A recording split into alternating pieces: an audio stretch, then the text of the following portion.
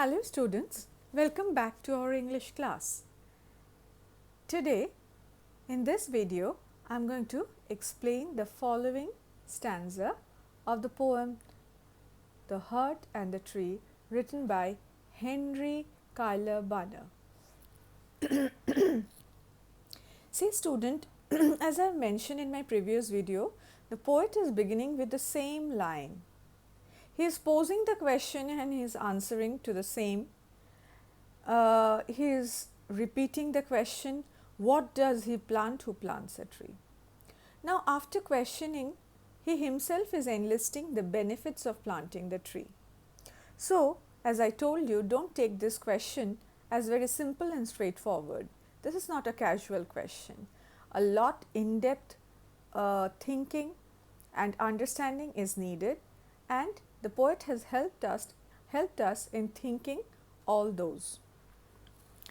In the second stanza, he is saying that the tree gives us cool shade, protects us from heat and rain, which nurtures our earth. Hence, he used the word tender. He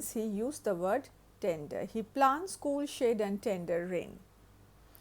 Why tender? Because by the shower, what happens to the earth gets nurtures. And who gives the cool shade and the tender rain? The trees. He is saying that the tree is also providing us with fruits, flower and seeds. See the next line. And seed and birds of days to be. He plants cool shade and tender rain, and seeds and birds of days to be. And years that fed and flush again, he plants the glory of the plain. Right? So he is saying that the fade and flush again. The poet says that fade and flush again. Now what is meant by fade and flush again? Fade and flush again means just 1 year. When 1 year ends,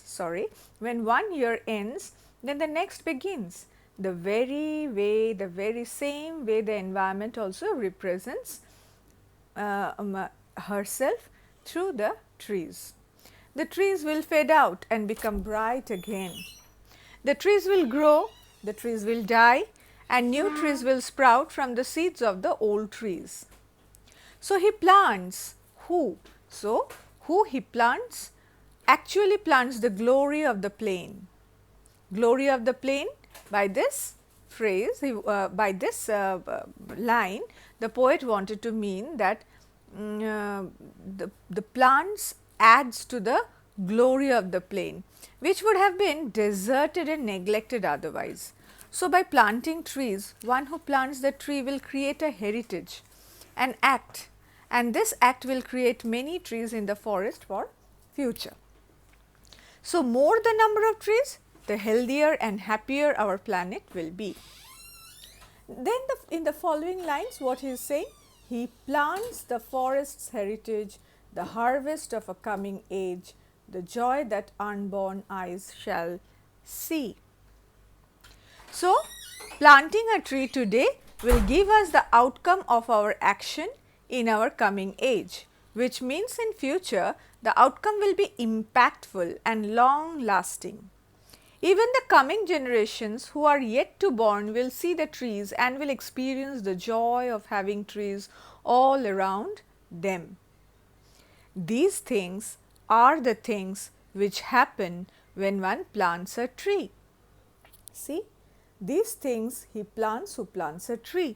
So the poet just emphasized by repeating the same line like the last stanza, that these are the benefits one gets when one plants a tree.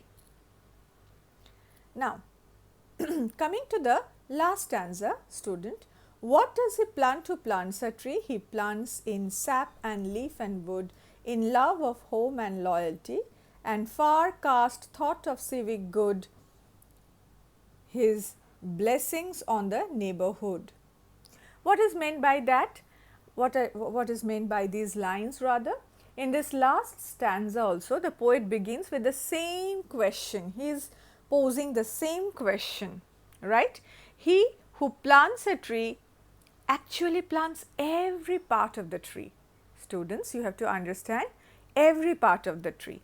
whether it is sap or wood and leaf. He who plants the tree is actually planting all the parts of the tree. In reality, every part of the tree is meant for the use, is not useless, it is meant for the use. Just like we love our home, we are loyal to our home, which could be which could be our home, our neighborhood, society and country at large. If we love our home, if we love our neighborhood, our society, our country, then we should definitely plant trees. This means that those who plant trees are visionaries. They can foresee the far-reaching benefits of the far-reaching impact of the civic good. I repeat, those who plant the trees are visionaries and they can foresee the far-reaching benefits of the far-reaching impact of the civic good. This means the welfare of the society. This means the welfare of the society.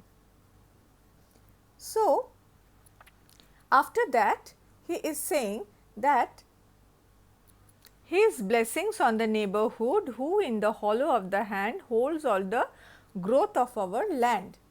So, by this he means that a man who plants a tree is elevated by his goodness.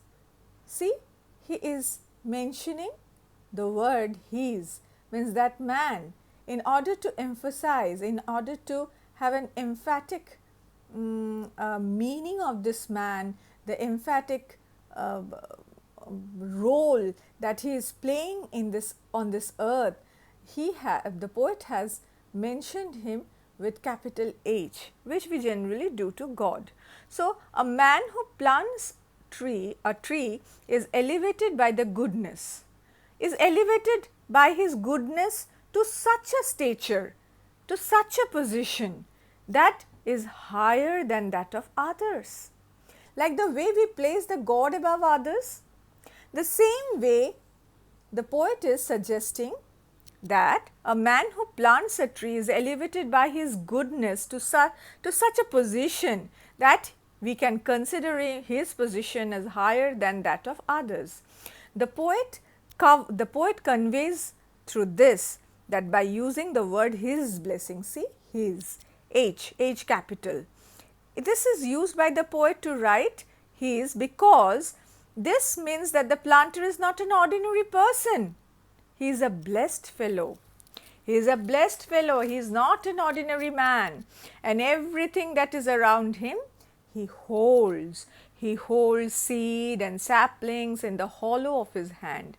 And when these seeds or saplings sprout, they grow into trees. And when they grow into trees, the trees contribute to the well-being of everyone.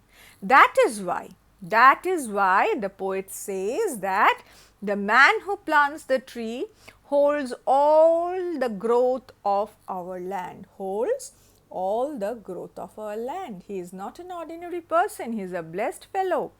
And the moment he plants a tree, or actually if he is holding the seeds and saplings in the hollow of his hand to plant the tree, they will sprout and the saplings will grow into trees, and these trees will contribute to the well-being of everyone.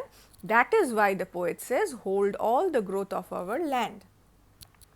Now, a nation's growth from sea to sea. See the second last line, a nation's growth from sea to sea, stars in his heart who plants a tree.